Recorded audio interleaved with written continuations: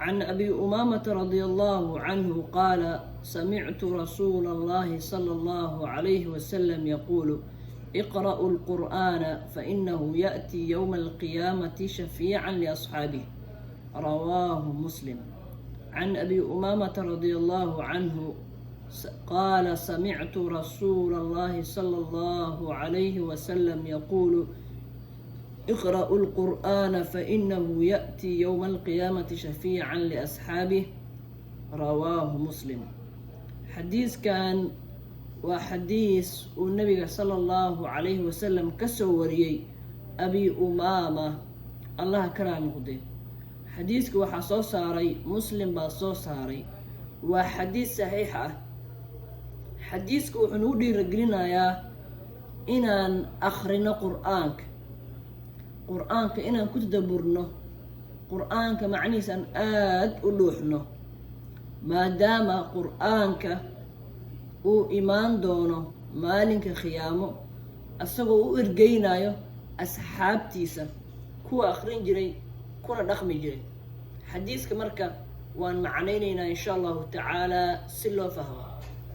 can abi umaama radiallahu canhu allaha kala noqde qaala wuxuu yidhi samictu waxaan ka maqlay rasuula allahi rasuulka alle sala allahu calayhi wasalam nabadgelye naxariis dushiisa ahaatee yaquulu oo leh iqra'u lqur'aana qur'aanka akhriya fa inahu asaga qur'aanka ya'tii wuu imaanayaa yowma alqiyaamati maalinta qiyaama shafiican asagoo ergeeye ah asagoo u ergeynayo liasxaabihi asxaabtiisa. marka su-aasha isweydiinta mudan waxay tahay ma tahay qof qur'aanka la saaxiibay ma tahay qof qur'aanka akhriya ma tahay qof qur'aanka inuu fahmo isku daya ma tahay oo qur'aanka ma dhuuxdaa xaqiiqooyinka uu qur'aanka ka hadlaayo ma baartaa ma raadisaa. qofka sidaas sameeyo qur'aanku wuxuu noqonayaa mid u shafeeco qaada maalinka khiyaamo maadaama uu qur'aanka la saaxiibay uu qur'aanka ka warqabay. qur'aanka marka uu shafiic yahay ama ergeeye uu yahay waxaa hor socdo آل عمران يا بقرة بهر سعده وحين أدوذا يعني قفك قرآن كأخرين جري أدوذا يعني لكن قفك كتاب حار نقده قفك كتاب حار نقده أو كتاب قلاش كتورة قفك قرآن كدعونا يعني.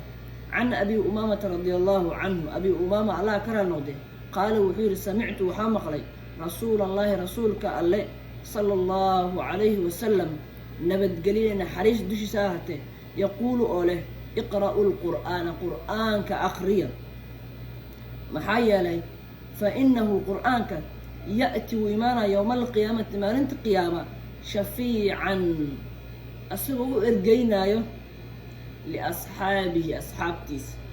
مركا والمعلومات كينا وان دعسنا وان راسنا سلسلة مئة قرآن كان وقت السنة قرآن كان كددنا إن شاء الله تعالى. السلام عليكم ورحمة الله وبركاته.